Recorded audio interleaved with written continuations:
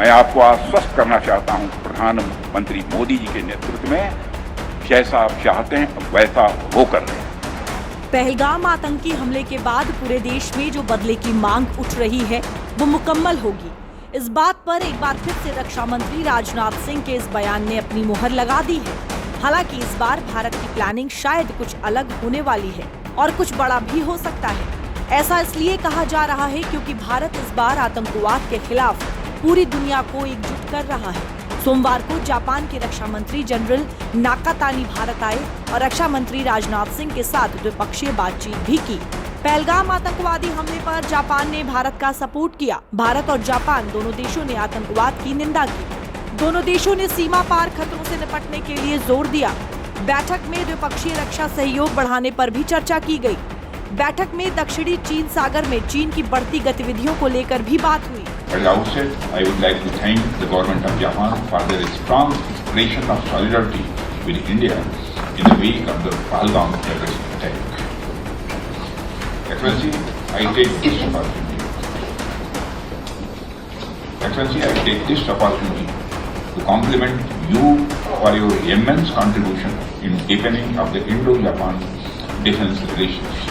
भारत और जापान के रक्षा मंत्रियों के बीच हुई ये बैठक कोई आम नहीं मानी जा रही है, बल्कि इसे भारत की मजबूत रणनीति का हिस्सा माना जा रहा है, क्योंकि पिछले 6 महीनों में जापान के रक्षा मंत्री के साथ राजनाथ सिंह की ये दूसरी बैठक है।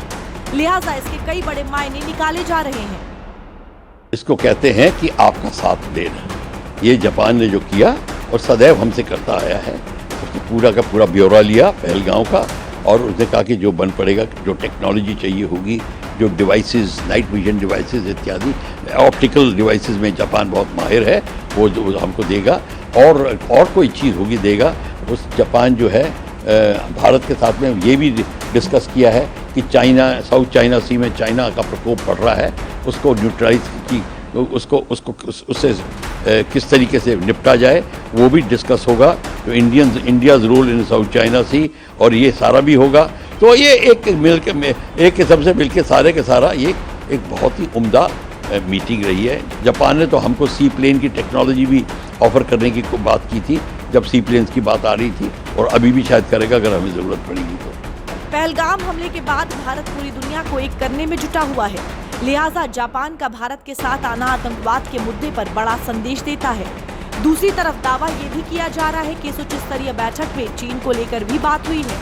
यानी पाकिस्तान जो चीन का सहारा लेकर अभी तक बचता रहा है, उसको काउंटर करने के लिए भी ये बैठक बड़ी अहम मानी जा रही है। और माना ये भी जा रहा है कि भारत कोई बड़ी तैयारी कर रहा है, क्योंकि जापान के रक्षा मंत्री से मिलने से पहले रविवार की रात खुद रक्षा मंत्री राजनाथ सिंह ने पूरे हिंदुस्तान को बदले के लिए आश्वस्त किया था। साथियों, एक रक्षा मंत्री के रूप में मेरा दायित्व है कि मैं अपने सैनिकों के साथ मिलकर देश की सीमाओं की सुरक्षा सुनिश्चित करूं, और मेरा यह दायित्व है कि अपनी सेना के साथ मिलकर देश के ऊपर आंख उठाने वालों को मुंहतोड़ जवाब दूं। तभी हमारे प्रधानमंत्री नरेंद्र मोदी जी को अच्छी तरह जानते हैं, उनकी कार्यशैली से भी अच्छी तरह परिचित है, उनकी दृढ़ता से भी अच्छी तरह परिचित है। खिम उठाने का भाव किस तरीके से उन्होंने सीखा है अपनी जिंदगी में, उससे भी आप अच्छी तरह से। मैं आपको आश्वस्त करना चाहता हूं, प्रधानमंत्री मोदी जी के नेतृत्व में जैसा आप चाहते हैं वैसा वो कर रहे हैं। वैसे भी भारत ने अभी तक अपनी रणनीति से पाकिस्तान को जो सबक सिखाया है वो उसके लिए किसी बुरे सपने से कम नहीं होगा। भारत ने पाकिस्तान को जो आर्थिक चोट दी है, अभी पाकिस्तान उससे उभरने की सोच भी नहीं पाया था कि अब फ्रांस ने भी पाकिस्तान पर आसमानी स्ट्राइक कर दी है। फ्रांस ने पाकिस्तान को चोट पहुंचाने वाला बड़ा फैसला लिया है। फ्रांस की एयरलाइन ने पाकिस्तान के एयर स्पेस का इस्तेमाल करने से मना कर दिया। जर्मनी की लुफ्तांसा समेत कई बड़ी अंतर्राष्ट्रीय एयरलाइंस ने भी पाकिस्तान के हवाई क्षेत्र से दूरी बना ली है।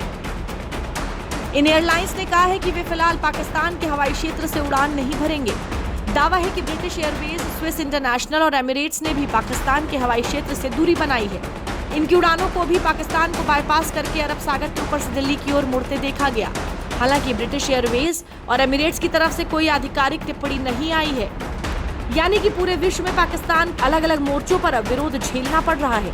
और वैसे भी पूरी दुनिया इस वक्त भारत के साथ आ रही है, इसलिए इन एयरलाइंस का पाकिस्तानी हवाई क्षेत्र का बाइकआउट करना महज कोई संजोग नहीं माना जा रहा है।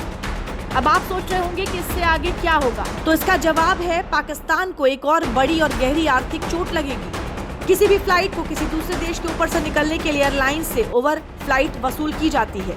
ऐसे में अब जब पाकिस्तान के एयर स्पेस अचानक बड़ी तादाद विमानों का जाना ही बंद हो जाएगा, ऐसे में अब जब पाकिस्तान के एयर स्पेस से अचानक बड़ी तादाद विमानों का जाना ही बंद हो जाएगा, तो जाहिर है उसे करोड़ों का नुकसान होगा। हाल ही में सामने आए डेटा के मुताबिक पाकिस्तान ने जब बालाकोट एयर स्ट्राइक के दौरान अपना एयर स्पेस बंद किया था, तो उस समय उसे $100 मिलियन से ज्यादा का नुकसान हुआ था। दावा है कि पाकिस्तान को उस समय सिर्फ ओवर फ्लाइट चार्ज बंद होने से हर दिन करीब $2,32,000 का नुकसान हुआ था। यानी इस बार भी पाकिस्तान को करोड़ों का नुकसान हो सकता है, और ये सब संभव इसलिए हो रहा है क्योंकि पूरी दुनिया भारत के साथ खड़ी है। सोमवार को रूस के राष्ट्रपति पुतिन ने पीएम मोदी से फोन पर बात भी की है।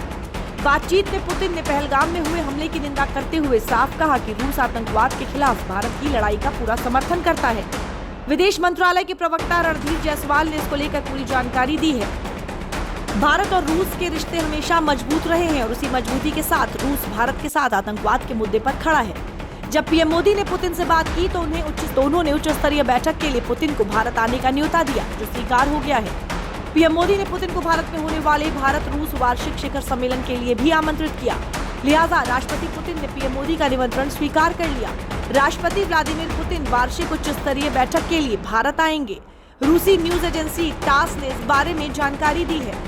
दुनिया भर के नेताओं का साथ आना कोई संजोग नहीं है कि पाकिस्तान से बदला लेने के लिए भारत की बड़ी रणनीति का हिस्सा माना जा रहा है, और इस पर बीजेपी नेता मुहर भी लगा रहे हैं। फिलहाल पाकिस्तान अब आतंकवाद को लेकर चौतरफा विरोध झेल रहा है। वहीं भारत पूरी दुनिया को इस मुद्दे पर एक साथ लाने में अभी तक सफल हुआ है। अब भारत आगे क्या करेगा, ये तो वक्त ही बताएगा।